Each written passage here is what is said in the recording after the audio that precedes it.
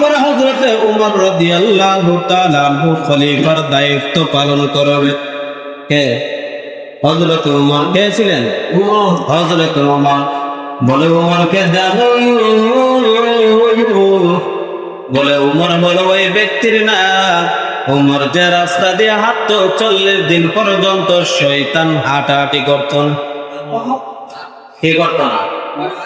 40 দিন পর্যন্ত হাঁটাহাঁটি করত না। উমর যে রাস্তা দিয়ে হাঁটতো, ওই নবী আমার বলেন ওই রাস্তা দিয়া যদি শিশুরা মার দুধ পান করতো, উমরকে দেখে দুধ পান করা বন্ধ করে দিত। উমরকে জানো 100 লালুটের কারণে আমার নবীর কল্যাণ নেওয়ার জন্য আসছি। কোন পৃথিবীর মানুষের নবীর কল্যাণ নেওয়ার জন্য সাহস করতে পারে নাই, উমর আসছিল। উমর যখন আমার নবীর চেহারা মুবারক দেখলো, উমর পাগল হইয়া নবীকে বললেন এত সুন্দর মানুষ, মানুষে যা বলছে তা হতে পারে না। হযরত ওমরকে আমার নবী বললেন ওমর ফিল জান্নাহ, ওমর দুনিয়ার জমিনে জান্নাত পেয়ে গেল। কি হয়েছে? জান্নাত পেয়ে গেল। ওমরকে জান্নাতি হিসেবে ঘোষণা করে গেল। ওমর যখন 10টা বছর দেশ চালাইলো, পরিচালনা করলো, 10 বছর খলিফা ছিল।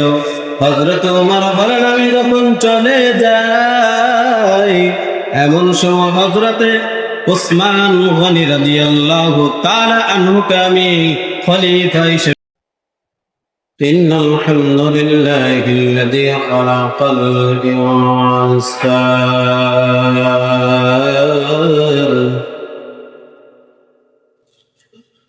وكرمه وعلمه من البيان ما لم يعلم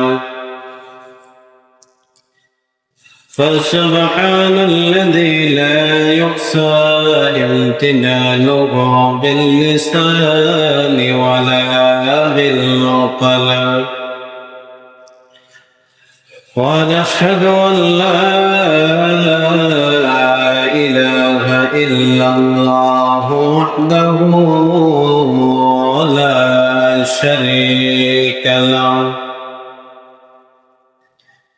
وأشهد أن محمدا عبده ورسوله صلى الله تعالى عليه وعلى آله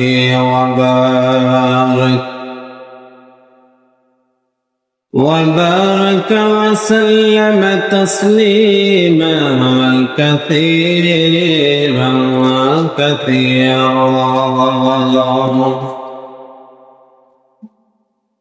أما بعد فقد قال الله تعالى في كلامه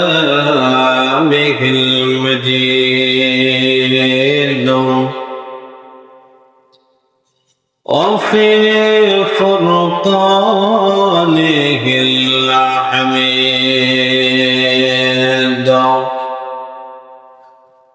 أعوذ بالله من الشيطان الرجيم بسم الله الرحمن الرحيم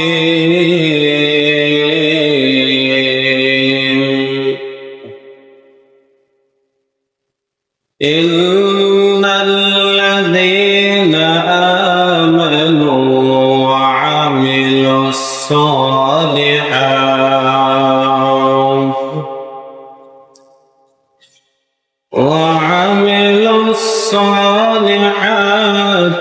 سيجعل لهم الرحمن ودا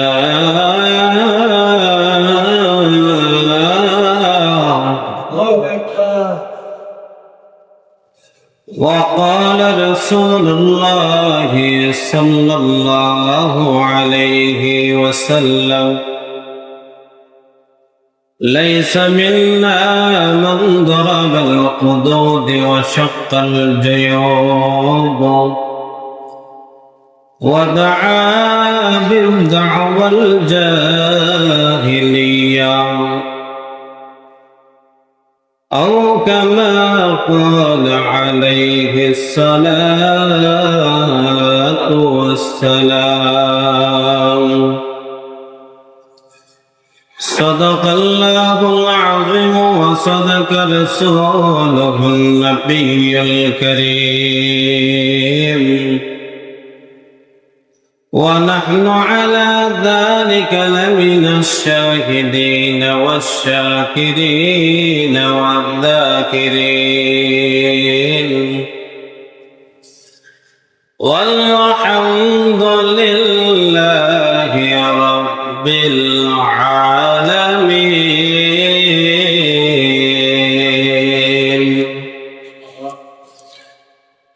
إن الله وملائكته يصلون على النبي يا أيها الذين آمنوا صلوا عليه وسلموا تسليما. আমরা সবাই জবান থেকে পড়ে দরুদ ইব্রাহিম. اللهم صل على محمد وعلى آل محمد كما صليت على إبراهيم وعلى آل إبراهيم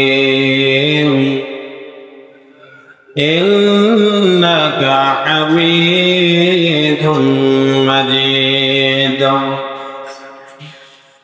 اللهم بارك على محمد وعلى آل محمد كما باركت على إبراهيم وعلى آل إبراهيم إنك حميد مجيد. اللهم صل وسلم وبارك عليه. السلام عليكم ورحمة الله وبركاته. আল্লাহ পাকের অশেষ মেহেরবান দয়া, আল্লাহ রাব্বুল আলামিন দয়া করেছেন বলে আমরা মসজিদে আসতে পেরেছি। বসতে পেরেছি, না হলে বসার শক্তি আসার শক্তি আমাদের নিজেদের মধ্যে নাই। যদি মালিক আমাদেরকে না দেন, আল্লাহ রাব্বুল আলামিনের দরবারে আমরা শুকরিয়া আদায় করি বলে আলহামদুলিল্লাহ। সবাই মনোযোগ সহকারে শুনবেন। আজকের দিনটা অত্যন্ত গুরুত্বপূর্ণ দিন, যাকে আশুরার দিন বলা হয়। কিসের দিন? আশুরার দিনে অনেক অনেক ঘটনা ঘটছে। নূহ আলাইহিস সালাতু ওয়াস সালাম যখন নৌকা কিস্তি শুনছেন, নৌকা যখন ছাইরা দিছে, মানুষ যারা ঈমান আনবে তাদেরকে তোলা হয়েছে। ওই নৌকা আপনার যেদিন ছাড়া হয়েছিল ওই দিনটা আশুরার দিন ছিল। এদিন যেদিনে নৌকাটা একটা পাহাড়ের কাছে গিয়া ভিড় ছিল, লাগছিল পাহাড়ের মধ্যে, এই দিনটাও ছিল আশুরার দিন। এরকম ঘটনা শত শত ঘটনা পূর্বে হয়ে গেছে, ওই দিনটাও ছিল আশুরার দিন। কিসের দিন? আশুরার। আজকে আশুরার দিন। অনেক হাদিসের মধ্যে পাওয়া যায় কিয়ামত হবে আশুরার দিন। কি হবে? কিয়ামত। কিয়ামত আমরা সাধারণ বিষয় মনে করি না, কিয়ামত সাধারণ বিষয়। সিংহায় যখন একটা ফুৎকার দেওয়া হবে, মানুষগুলা উন্মাতের মতো হয়ে যাবে, পাগলের মতো হয়ে যাবে, মদখোর মানুষের মতো মাতলাইতে থাকবে। মানুষগুলা তুফানের মধ্যে দেখবেন একটা পাখি যখন আপনার উঠতে থাকে, এটা যখন তুফানের মধ্যে পড়ে ডালের মধ্যে বৈশা, এটা দিশা মিশা পায় না, ঠিকই না? দিশা টিশা পায় না, ডালের মধ্যে বৈশা থেকে। ঠিক তেমনি ভাবে কিয়ামতের যত সিংহাতে একটা ফুটকার দেওয়া হবে, মানুষগুলা দিশে হারা হয়ে যাবে। মানুষগুলা একে অপরকে চিনবে না, ভাই বোনকে চিনবে না, মা বাবাকে চিনবে না। এইভাবে এমন অবস্থা হবে, 2 নম্বর ফুটকার দেওয়ার সাথে সাথে পৃথিবী উলট পালট হয়ে যাবে। পৃথিবী কি শুধু পৃথিবী মুফাসসিরিন কেরাম বলেন, ওই যে আসমান দেখতেছেন, আসমান গুলা তোলার মতো উঠতে থাকবে, তারকা গুলা চিটকে চিটকে পড়তে থাকবে জমিনের মধ্যে। কোরআনের বিভিন্ন আয়াতের মধ্যে বলা হয়েছে, আমরা যদিও কিয়ামত সাধারণ বিষয় মনে করি, কিন্তু কিয়ামত কাকে বলা হয়? বলে কিয়ামত তাকে বলা হয় যা পৃথিবীর জমিনে জীবন্ত মানুষ আর কোন পশু পাখি আর জীবিত থাকবে না। জীবিত কোনো জানওয়ালা প্রাণীওয়ালা কোন জিনিস পৃথিবীতে আর থাকবে না শেষ পর্যন্ত। আল্লাহ ছাড়া আর পৃথিবীতে আর কেউ থাকবে না। আগে আল্লাহ ছাড়া কেউ ছিল না, এখন আল্লাহ আছে, আমরা আছি। এক সময় আমরা থাকবো না, কিন্তু একমাত্র কে থাকবেন? আল্লাহ। তো এটা বিষয় না আমাদের, যে কারবালার দিন আমাদের কিয়ামত হবে, এটা আমি জানিয়ে দিতে চেয়েছি। কারবালা যেন হয়েছে মর্মান্তিক ঘটনা, কোরআনের কোথাও নাই। কে বলছে আমি বলেন তো? কোরআনের কোথাও নাই। 2 নম্বর হাদিস। 2 নম্বর কি? 1 নম্বর কোরআন হলে আল্লাহর পক্ষ থেকে, 2 নম্বর হাদিস হলে রাসূলের জবানের পক্ষ থেকে। হাদিসও কোথাও কারবালা নাই, কারবালার যে ঘটনাটা। বলে কারণ কেউ এগুলো নাই কেন কোরআন হাদিস? বলে রাসূল দুনিয়া থেকে বিদায় হওয়ার 50 বছর পরে এটি গঠিত হয়েছে। কয় বছর পরে? কারবালা যান কয় আমরা কারবালা শুধু বলি না, রাসূল দুনিয়ার থেকে যাওয়ার 50 বছর পরে এই ঘটনা ঘটছে। তাহলে কোরআন হাদিস পাওয়া যাবে না? কোরআন হাদিস তো রাসূল যে সময় ছিল এই সময় কোরআন হাদিস শেষ, মানে সম্পূর্ণ হয়ে গেছে। রাজা বলা রাজা করা সব এখানে শেষ। তাহলে আব্দুল্লাহ ইবনে মাসউদ রাদিয়াল্লাহু তাআলা আল্লাহর নবীকে বললেন, ইয়া রাসূলুল্লাহ, সর্বপ্রথম সর্বোত্তম আমল কোনটা? কে বলতেছেন? আব্দুল্লাহ ইবনে মাসউদ রাদিয়াল্লাহু তাআলা। তখন আল্লাহ রাসূল বললেন, সর্বোত্তম আমল হলো, আল্লাহর কাছে প্রিয় আমল হলো সময় মতে নামাজ আদায় করা। কি করা? কি মতে? না জোহরের নামাজ 3টার সময়, হ্যাঁ? সর্বোত্তম জোহরের আযান দিছে, জামাতে ধরা, এটা হলো সর্বোত্তম। এটা কি? আব্দুল্লাহ ইবনে মাসউদ আবার জিজ্ঞাসা করলেন, ইয়া রাসূলুল্লাহ, ইয়া হাবিবাল্লাহ, নবী গো, আল্লাহর কাছে সবথেকে প্রিয় আমল, সবথেকে উত্তম আমল কোনটি? তখন আমার নবী জানিয়ে দিলেন, আব্দুল্লাহ ইবনে মাসউদ শোনো, তারপর সর্বোত্তম আমল হলো তোমার মা বাবার সাথে সদাচরণ করো। কার সাথে? মা বাবার কথা 2 নম্বরে বলেছেন। 3 নম্বর আব্দুল্লাহ ইবনে মাসউদ আমার নবীকে বললেন, ও নবী আমার, তারপর সর্বোত্তম আমল কোনটি, সর্বোত্তম ইবাদত কোনটি? আমার নবী বললেন, আব্দুল্লাহ ইবনে মাসউদ শুনো, তারপরে আমল হলো সর্বোত্তম, আল্লাহর কাছে প্রিয় আমল হলো আল্লাহর রাস্তায় শহীদ হওয়া। কি হওয়া? আল্লাহর রাস্তায় শহীদ হওয়া। 3 নম্বরে বলেছেন। 2 নম্বরে মা বাবার সাথে সদাচরণের কথা বলেছেন। তাহলে মা বাবার খেদমত শহীদ হওয়ার চেয়ে গুরুত্ব কথা বল।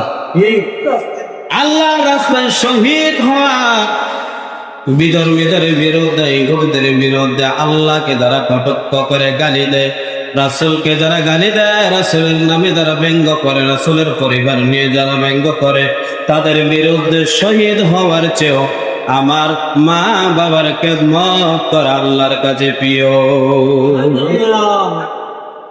অনেকে আছে মা বাবা হারানোর পরে তারপরে চিন্তা করে কি হারাইলাম, ঠিক না? মা বাবা হারানোর পরে হাজারবার চিন্তা করলেও কোনো কাজে আসবে না যদি মা বাবা টাকা অবস্থা না বুঝে, ঠিক না? মা বাবাকে যদি তার আগে না চিনেন, মা বাবা হারাইলে চিন্তা কোনো কাজে হবে না। অনেকে আছে মা বাবা মারা যায়, মা বাবাকে 2 টাকার কিছু কিনে খাওয়াইবে তৌফিক আছে, কিন্তু মন মানসিকতা নেই, আছে না? মা বাবা যখন মারা যায়, বাবার মতো একজন বৃদ্ধ লোক যখন রাস্তার মধ্যে দেখে এখানে কলা কিনা দেয়, দিয়া বলে আমার বাবা যদি আজকে থাকতো আমার বাবার আমি খাওয়াইতাম। আমার বাবার মতো আপনার চেহারাও বহু মিল আছে, বলুন তো এই খাওয়া আর মা বাবার খাওয়া কি সমান হবে? কোনদিন সমান হবে না। মার মতো একজন মহিলাকে পাইলে মা টাকা অবস্থা মাকে খাবার দিলেন না, কিন্তু মার মতো একজন মহিলা রাস্তার মধ্যে পাইলেন, বাজারের মধ্যে পাইলেন, একালি ডিম কিনে দিলেন। আপনি আমার মার মতো দেখতেও বহু দেখা যায়, আপনি ডিম খায় দোয়া করবেন, বলুন তো মার মতো কি দোয়া করবো? হ্যাঁ, মার মতো কোনোদিন দোয়া করবে না। তাহলে মা বাবা থাকতে মূল্য দেওয়ার দরকার, কি দরকার? মা বাবা থাকতে মূল্য দেওয়ার দরকার। যতটুক পারা যায় টাকা দিয়া হোক, সহযোগিতা করে হোক, খেদমত করে হোক, ওই মা বাবার খেদমত করতে থাকবেন মা বাবা মৃত্যুর আগ পর্যন্ত। ওই মা বাবার যদি দোয়া আপনার লেগে যায়, ওই মা বাবা যদি দোয়া করে, আপনার জন্য দুনিয়াতেও শান্তি আখিরাতেও শান্তি হয়ে যাবে, ঠিক কিনা? তাহলে ওই দিকে না যাইয়া কারবালার ইতিহাস একটু টানবো। কারবালার ইতিহাস হযরত আলী রাদিয়াল্লাহু তাআলা যখন দুনিয়া থেকে শহীদ হয়ে চলে গেলেন, নবীজি যাওয়ার পরে 4 জন খলিফা সবথেকে বড় ছিলেন। কয়জন? একজন। সবগুলা মনে রাখবেন, অনেক যুবক আছে ইসলামের খলিফার নাম না বলতে পারলেও ক্রিকেটার খেলোয়াড়ের নাম কইতে পারে, ঠিক না? ফুটবল খেলা কয়জনে টিম দেওয়া হয়? ফুটবল খেলা কয়জনে বাদ করছে, কয়জনে লাল কার্ড খাইছে, কয়জনে হলুদ কার্ড খাইছে, ওইগুলা যুবকদের থেকে নিলে দেখবেন কঙ্কনে কঙ্কনে ভাবে সবগুলা হিসাব দিয়া দিব। কিন্তু যদি বলেন সাহাবীরা দুনিয়ার জমিনে নবী যাওয়ার পর সাহাবী কয়জন দুনিয়ার জমিনে খেলাফত কায়েম করছেন, খেলাফতের দায়িত্ব নিয়েছেন, যুবক বলবে খেলাফত আকবার কিটা, ঠিক না? তাহলে ইসলাম সম্পর্কে যুবকরা বুঝতে চায় না, জানতেও চায় না। কিন্তু দেখবেন যেগুলা না জানার জন্য, না জানলে কোনো কিছুই হবে না, ওইগুলা নিয়ে মুসলমান যুবকরা বেশি বেশি দেখবেন ওইগুলা কাজ করে। নবী যখন দুনিয়ার থেকে চলে গেলেন, চলে যাওয়ার আগে নাম ঘোষণা করে গেলেন হযরত আবু বকর রাদিয়াল্লাহু তাআলা আনহু খলিফা হবে। কে হবে? হযরত আবু বকর কেমন খলিফা জানো? এমন খলিফা ছিলেন, নবী যখন অসুস্থ হয়ে বিছানার মধ্যে শুয়ে আছেন, নামাজ পড়ানোর মতো শক্তি নাই, আল্লাহর নবী বলেন ওই জায়গার মধ্যে কোন সাহাবী দাঁড়াবে? নামাজের মুসাল্লার মধ্যে ইমাম সাহেবের জায়গার মধ্যে কোন সাহাবী সাহস করে না। একজন দুইজন কানাকানি করে বলে ওই জায়গার মধ্যে যদি রাসূল চলে যায়, ওই ইমামতির জায়গার মধ্যে দাঁড়ানোর মতো সাহস নেই, এমন কোন সাহাবী নাই। আল্লাহর নবী বললেন একজন মাত্র আমি যাওয়ার পরে আছে, ওনার নাম হলো হযরত আবু বকর। সুবহানাল্লাহ। আবু বকর দুনিয়ার জমিনে থাকা অবস্থায় আমার নবী বললেন, ও বাবা যাও যাও, আমি যে জায়গার মধ্যে দাঁড়ায় নামাজ পড়াইতাম ওই জায়গার মধ্যে দাঁড়ায় তুমি ওর নামাজ আদায় করে না। কেমন সাহাবী আবু বকর জানেন? পৃথিবীর জমিনে আসমান থেকে লাগে জমিন পর্যন্ত, বাবা আদম থেকে লাগে নবী মুহাম্মদুর রাসূলুল্লাহ সাল্লাল্লাহু আলাইহি ওয়াসাল্লামের আগ পর্যন্ত যত মানুষ আছে, ওই মানুষের নেকি যদি এক পাল্লায় করা হয়, আমার নবী বললেন আবু বকরের পাল্লা ভারী হয়ে যাবে। কেমন নেকি করছে বলে, এক রাত্রের নেকি তামাম পৃথিবীর মানুষের নেকির চেয়েও আরো বেশি। ওই আবু বকর কেমন ছিলেন জানো? বলে আবু বকর উনি যিনি আল্লাহর রাসূলের সরাসরি শ্বশুর হয়। কি হয়? শ্বশুর হয়। আবু বকরকে জানো, হাজার হাজার লক্ষ লক্ষ সাহাবী থাকতেও আবু বকরকে হিজরতে নিয়ে গেলে। আবু বকর রাদিয়াল্লাহু তাআলা আনহু যখন খলিফা হইলেন, খলিফা আমল সময় আবু বকর ঘোষণা করে গেলেন, আমার পরে হযরত আবু বকর রাদিয়াল্লাহু তাআলা আনহু বলেন, আমার পরে হযরত ওমর রাদিয়াল্লাহু তাআলা আনহু খলিফার দায়িত্ব পালন করবে। কে? হযরত ওমর। কে ছিলেন? হযরত ওমর। বলে ওমরকে জানো? বলে ওমর বলে ওই ব্যক্তির না, ওমর যে রাস্তা দিয়ে হাঁটতো 40 দিন পর্যন্ত শয়তান হাঁটাহাঁটি করত না। কি করত না? 40 দিন পর্যন্ত হাঁটাহাঁটি করত না। ওমর যে রাস্তা দিয়ে হাঁটতো, নবী আমার বলেন ওই রাস্তা দিয়া যদি শিশুগুলা মার দুধ পান করতো, ওমরকে দেখে দুধ পান করা বন্ধ করে দিত। ওমরকে জানো?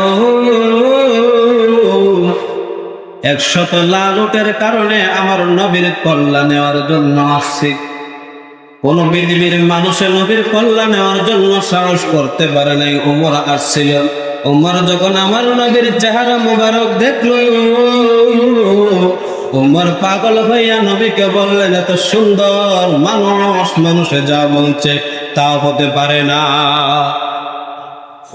হযরত ওমরকে আমার নবী বললেন, ওমর ফিল জান্নাহ, ওমর দুনিয়ার জমিনে জান্নাত পেয়ে গেল।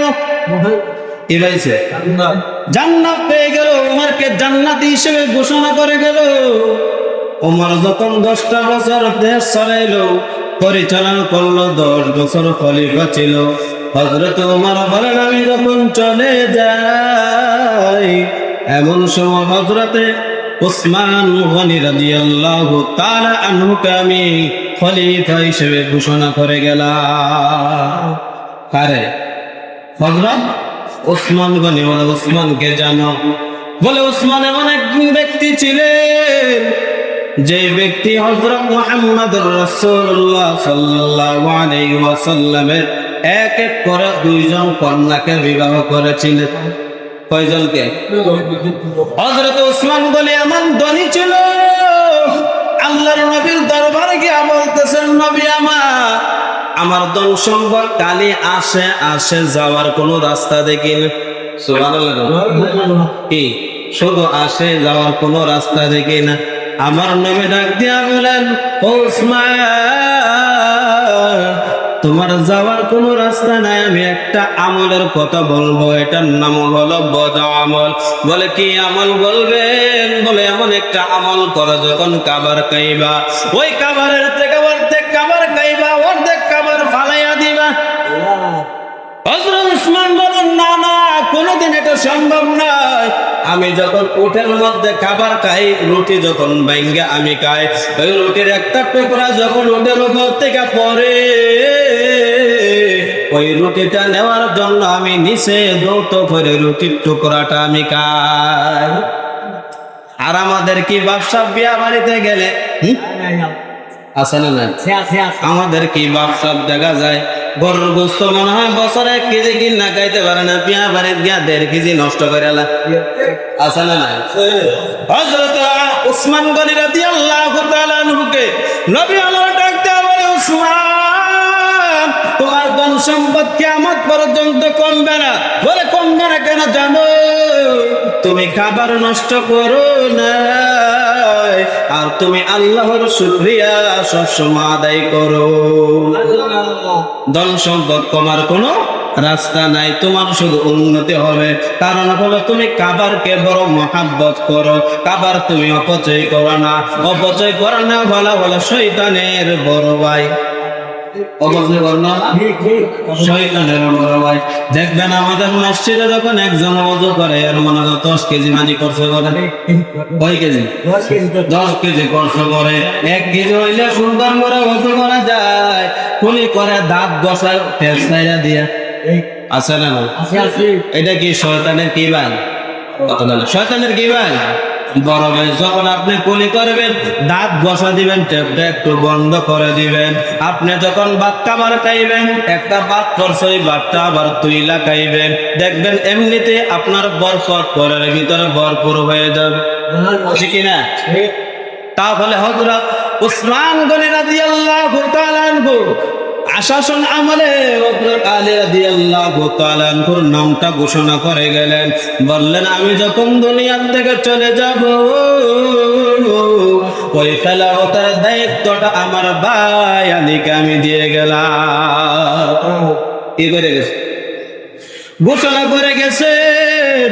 হযরত আলী যখন দুনিয়াতে খেলাফত কায়েম করতেছে, খেলাফত যখন আপনার সুন্দরভাবে রাষ্ট্র পরিচালনা করতেছে, ওই কুফাবাসীরা কবর দিয়া চিঠি দিয়া আবার ওসমান হযরত আলী রাদিয়াল্লাহু তাআলা আনহুকে দুনিয়া থেকে বিদায় করে দিছে।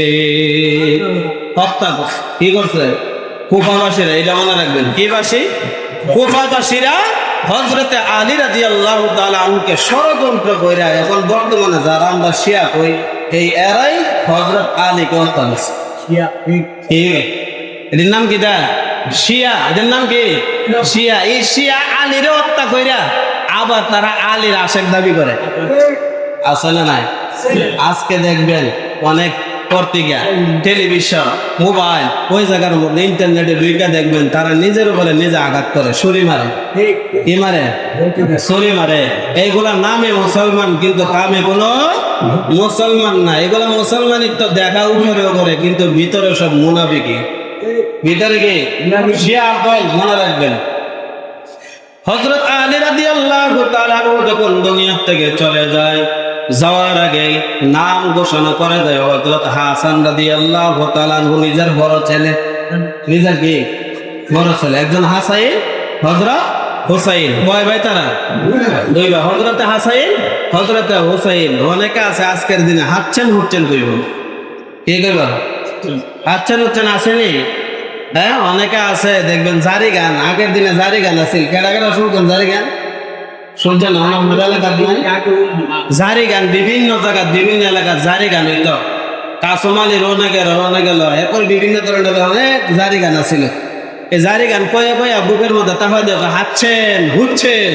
আচ্ছা বলুন তো নামটা কি সঠিক হয়েছে না বেটি কইছেন?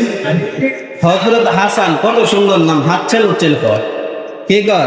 আচ্ছা বলুন তো এরা কি সত্যিকারের আশেক না তারা মুনাফিকি আশেক?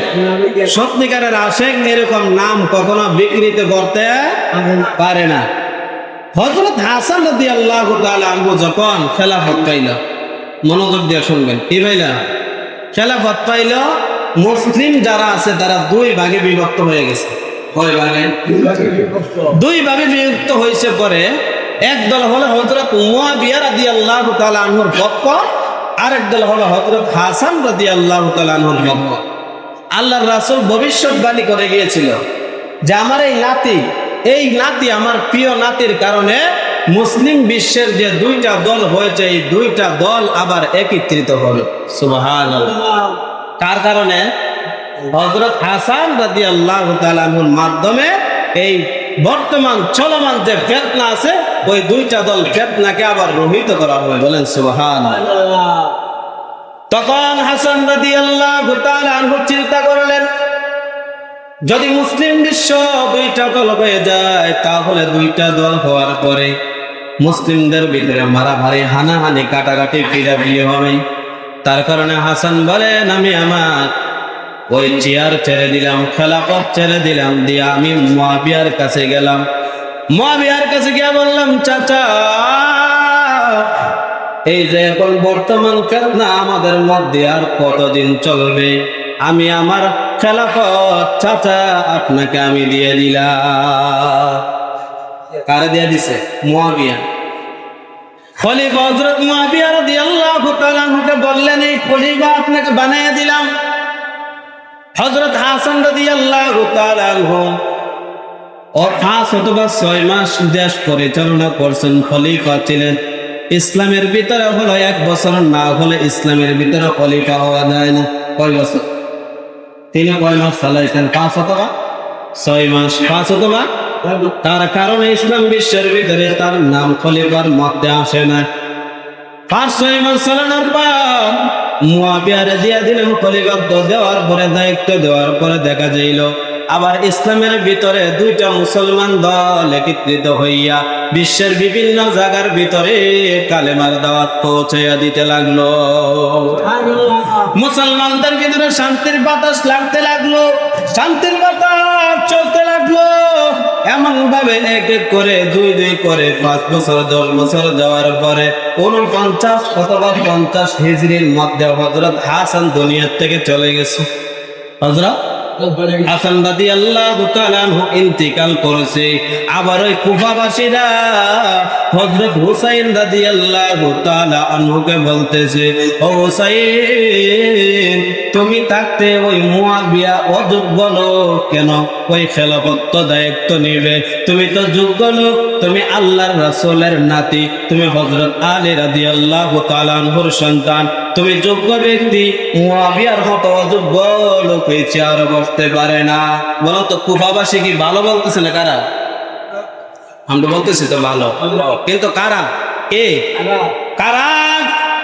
একদল দেখবেন সামনে কতবা, আর একদল পিছনে কোথাতে আসলে। একদল দেখবেন সামনে ফিটফাট, দেখবেন ভিতরে আপনার সদরঘাট আসেনি। উপর দিক দিয়ে দেখবেন হুজুর হুজুর, পিছনে দেখবেন আপনার বিরুদ্ধে ক্রিমিনালি করে। আছে না? ওই কুফাবাসীরাও ক্রিমিনালি করতেছে। হুসাইনকে ডাক দিয়া বলে, হুসাইন, তোমার মতো যোগ্য ব্যক্তি থাকতে মুয়াবিয়ার মতো যোগ্য লোক চেয়ারে বসবে আমরা মানতে পারি না। হযরত হুসাইনে মনে মনে ভাবে, আমার বাবার তো এই ধরনের যুক্তি দিয়া তোমরা মারছিলে। কি করছিল? ওইভাবে যুক্তি দিয়া, কুপরামর্শ দিয়া আমার বাবারে কুফাত নিয়ে তোমরা হত্যা করেছিলা। হযরত হুসাইনে টের পাইল। তারপরে হুসাইন আর এটা নিয়ে বাড়াবাড়ি করলো না। 50 হিজরির পরে 9 বছর বড় আরামে সুন্দরভাবে কাইটা গেছে। কয় বছর? ভারত দিল্লি পর্যন্ত আপনার ইসলামের দাওয়াত আইসা বলছে। কোন জায়গা পর্যন্ত? দিল্লি পর্যন্ত, গিজরা পর্যন্ত ইসলামের দাওয়াত আইসা বললো। এমন সময় আল্লাহর নবীর সাহাবী হযরত মুয়াবিয়া রাদিয়াল্লাহু তাআলা আনহু 60 হিজরি হইল। 60 হিজরি হওয়ার পর 4 রজব তিনি দুনিয়া থেকে চলে যাবেন। এমন অবস্থায় তিনি খলিফা দায়িত্ব দিবে কাকে, চিন্তায় পড়ে গেলেন। পরে যাওয়ার পর তিনি চিন্তা করলেন, অনেক সময় করার পরে চিন্তা করে দেখলেন ওনার ছেলে এজিদ হলো দেশ চালাইবার যোগ্য। এজিদ নাম কি? এজিদ। মুয়াবিয়ার ছেলের নাম কি? এজিদ। সকল সাহাবীরা, 5 জন সাহাবী, বড় বড় সাহাবী দুনিয়ার জমিনে বেঁচে ছিলেন।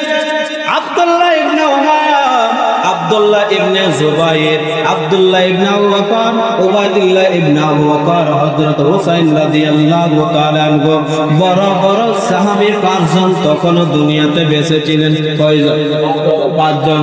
ওই 5 জনকে আপনার বললেন, এজিদের বাবা যখন মুয়াবিয়া দুনিয়ার জমিন থেকে চলে যায়, নাম ঘোষণা করে গেলেন কার? নিজের ছেলে। নিজের কি? ছেলে। হযরত হুসাইন রাদিয়াল্লাহু তাআলা আনহু বললেন, না না, দেশ চালাবার মতো যোগ্যতা আছে, কিন্তু তার ভিতরে তাকওয়া কম, আল্লাহ ভীরু কম, আল্লাহকে ভয় করে কম। এই সময়কালীন সময় এজিদের খারাপ কিছু প্রকাশ হয় নাই। খারাপ কিছু কি প্রকাশ হয় নাই? খারাপ কাজ করছে যে প্রকাশ হয় নাই। এমন সময় এজিদের নাম ঘোষণা করে যাওয়ার পর এই সময় কোন তামেশকে এজিদ উপস্থিত থাকে নাই, বাবার জানাজা অংশগ্রহণ করতে পারে নাই। কাফন দাফন হয়ে গেছে। গেছে, এজিদের নামটা যে ঘোষণা করে গেছে এজিদের কানে চলে গেছে। কোন জায়গায় চলে গেছে? কানের মধ্যে চলে গেছে। যাওয়ার পরে এজিদ এদিক সেদিক আপনার চিঠি দিতে লাগলো। ওই চিঠি দিয়া জানাইতে চাইলো, সবাইকে বলো আমার কাছে যেন বায়াত হয়, আমার যেন খলিফা হিসেবে মেনে নেয়। কি নেই? খলিফা। হযরত হুসাইন রাদিয়াল্লাহু তাআলা আনহু বলেন, বাবার ছেলে খলিফা হবে এটা আমি মাইনা নিতে পারি নাই। কারণ হলো বাবার ছেলে যদি খলিফা হয়, ভবিষ্যতে বাবার ছেলে যদি অযোগ্য হয়, তাহলে তার খলিফা বানিয়ে দেওয়া হবে। কি হইলে অযোগ্য ব্যক্তিও বলে। দেখবেন এখন আমাদের বাংলাদেশের জমিনে পীরের ছেলে পীর ওই সূরা ফাতিহা জানে না। পীরের ছেলে পীর হয় কিন্তু সূরা ফাতিহা বোমা মারলেও বাহির হবে না। ঠিক তেমনি হুসাইন বলে এটা রুহিত করতে হবে, এইটা আমরা বাধা দিতে হবে। বাবার ছেলে কেন হবে? আমির মুয়াবিয়া বলেন বাবার ছেলে কেন আপনার ওই যোগ্যতা গ্রহণ করবে? এটা যদি আমরা বন্ধ করে দেই, তাহলে একজন যোগ্য ব্যক্তি ওই চেয়ারে আপনার বসতে পারবে। একজন যোগ্য ব্যক্তি কি চেয়ারে বসতে পারবে? এমন ভাবে বলার পর হযরত হুসাইন এটাকে ডাইরেক্ট বললেন, আমি ইয়াজিদকে আমি খলিফা হিসেবে মানি না। আর চারজন সাহাবী ছিলেন বড় বড়, আব্দুল্লাহ ইবনে ওমর, আব্দুল্লাহ ইবনে আবু বকর, আব্দুল্লাহ ইবনে আব্বাস, আব্দুল্লাহ ইবনে জুবাইর, তারাও সামনে ছিল।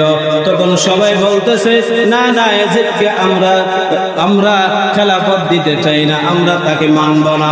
এমন সময় ডাক দিয়া বলে তারা যদি না মানে, ওই মদিনার মধ্যে একজন গভর্নর ছিল উবাইদুল্লাহ ইবনে জিয়াদ, ওই জায়গার মধ্যে তার কামরার মধ্যে ডাকলো, ডাইকা বললে এজিদের নামে তোমরা বায়াত হয়ে যাও।